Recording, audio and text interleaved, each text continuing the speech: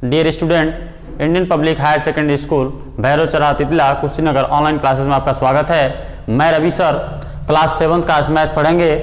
आप प्रश्नावली 1.1 का 5 क्वेश्चन तक पढ़ चुके हैं। आज प्रश्नावली 1.1 का 6 क्वेश्चन पढ़ेंगे। 6 क्वेश्चन आप अपने बुक में देख लीजिए, पीडीएफ आपके पास भेजा गया है। आप देखेंगे तो दिया है क्वेश्चन आपका, एक खेत में 2x क्यारियां हैं, प्रत्येक क्यारी में x y पंक्तियां हैं और प्रत्येक पंक्ति में y स्क्वायर बैगन के पौधे जो हैं लगे हैं। ज्ञात कीजिए, ए पार्ट उसमें है खेत में कुल कितने पौधे लगे हैं,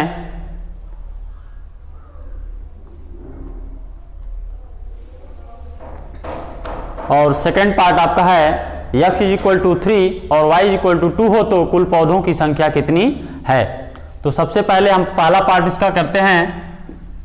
देखिए, फर्स्ट पार्ट बोला आपका खेत में कुल कितने पौधे लगे हैं, तो आपको ये बताना है। तो प्रश्न में क्या क्या दिया है, क्यारियों की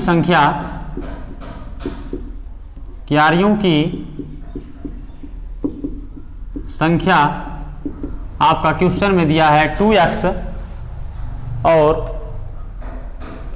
प्रत्येक क्यारी में पंक्तियों की संख्या,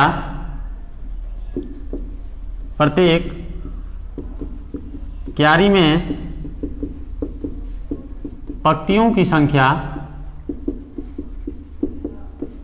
आपका दिया हुआ है xy, और क्वेश्चन में और दिया हुआ है कि प्रत्येक पंक्ति में y स्क्वायर बैगन के पौधे लगे हैं।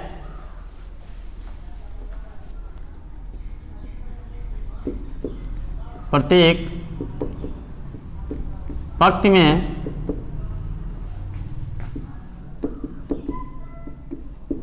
बैगन के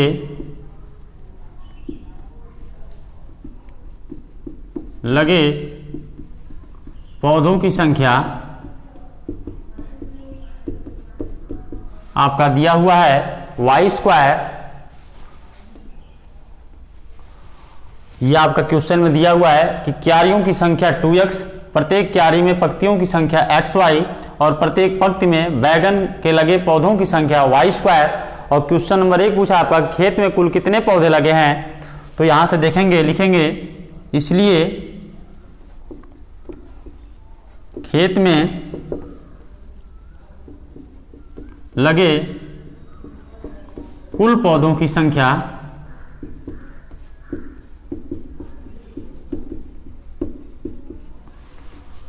आप क्यारियों की संख्या, पंक्तियों की संख्या और प्रत्येक पंक्ति में लगे बैगन के लगे पौधों की संख्या का मल्टीप्लाई आपस में कर देंगे। 2x गुणे xy गुणे y स्क्वायर, तो आपका यहाँ से हो जाएगा 2x पर 1 घात और x पर 1 घात गुणा करेंगे तो घात आपस में जुड़ जाएंगे। यहाँ से हो जाएगा x स्क्वायर और y 2 घात और y पर 1 घात गुणा करेंगे तो हो जाएगा y पे 3 घात। ये आपका हो जाएगा खेत में लगे कुल पौधों की संख्या। चलिए आगे इसमें पूछा है, यदि x = 3 और y = 2 हो तो पौधों की कुल संख्या कितनी होगी। तो पौधों की कुल संख्या हमने पता किया है 2x³ और y³। यहाँ पर क्या करेंगे, 2 गुणे x की जगह हम 3 रख देंगे और y की जगह 2 रख देंगे, तो यहाँ पर हो जाएगा 3 टू द पावर, यहाँ 2 रहेगा 3 to the power 2 multiply by 2 to the power 3। यहाँ हम इसका कैलकुलेशन करेंगे तो 2 इंटू 3 का स्क्वायर हो जाएगा 9 मल्टीप्लाई बाई 2 का क्यूब हो जाएगा 8। यहाँ से हम गुणा कर लेंगे, 8 दूना 16, 16 9 आपका हो जाएगा 144। यह आपका हो जाएगा पौधों की कुल संख्या। अब आप इसके आगे क्वेश्चन नंबर 7 पढ़ेंगे, जो आपके पीडीएफ में क्वेश्चन देख लेंगे।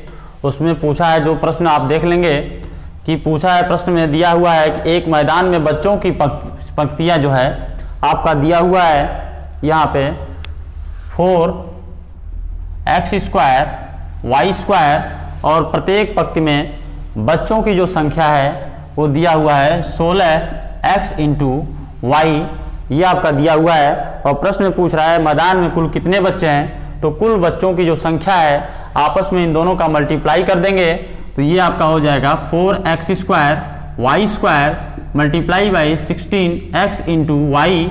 यहाँ से आप क्या करेंगे, अचर का अचर में गुणा करेंगे तो 16 चौको आपका हो जाएगा 64, x का x में मल्टीप्लाई करेंगे तो x पर 2 घात और x पर 1 घात, आपस में जब गुणा करेंगे तो x पर 3 घात हो जाएगा और यहाँ y पर 1 घात, y पर 2 घात और y पर 1 घात, आपस में जब मल्टीप्लाई करेंगे तो यहाँ पर हो जाएगा 3 घात। कुल बच्चों की संख्या आपको मालूम हो गया 64x³ y³। यहाँ पर क्या करेंगे, यहाँ पर क्या करेंगे, यदि x बराबर 4 और y बराबर 5 हो तो इसका सेकेंड टर्म आपका पूछा है कि यदि x बराबर 4 y बराबर 5 हो तो कुल बच्चों की संख्या आपको कंफर्म बताना है। तो यहाँ पर देख लेंगे कुल बच्चों की संख्या आया है 64x³ y³। यहाँ पर क्या करेंगे आप 64x³ x की जगह आपको 4 रखना है तो 4 का आपका हो जाएगा क्यूब, गुणे y की जगह 5 रखना है तो 5 का हो जाएगा क्यूब। अब इसका क्यूब कर देंगे तो 64 और यहाँ 4 का क्यूब करेंगे तो आपका हो जाएगा 64 और यहाँ 5 का क्यूब करेंगे तो आपका हो जाएगा 125 और आपस में जब आप पूरा करेंगे तो आप यहाँ मल्टीप्लाई करेंगे 64 का 64 में और इसका 125 में तो आपका मल्टीप्लाई करने के बाद 512 000 इतना आपका आंसर आएगा। आपको मैं बता चुका हूँ कि आप मल्टीप्लाई इसको कर सकते हैं। पोस्ट कीजिए। देखिए यहाँ पर हम बहुपद के बारे में बताएंगे, इसके बाद अगला प्रश्नावली स्टार्ट होगा। उसके बाद बहुपद क्या होता है, जहाँ पे 2 या 2 से अधिक पद आपस में जुड़े होते हैं वहाँ उसको बहुपद कहते हैं। और बहुपद जो होते हैं विभिन्न प्रकार के होते हैं, जैसे आपका फर्स्ट आपका आता है एक घातीय बहुपद, आपका सेकंड आता है द्विघातीय बहुपद और थर्ड आपका आता है त्रिघातीय बहुपद। तो आप अभी 7th में हैं, इसीलिए आपके लिए इतना ही काफ़ी होगा। एक घातीय, द्विघातीय और त्रिघातीय।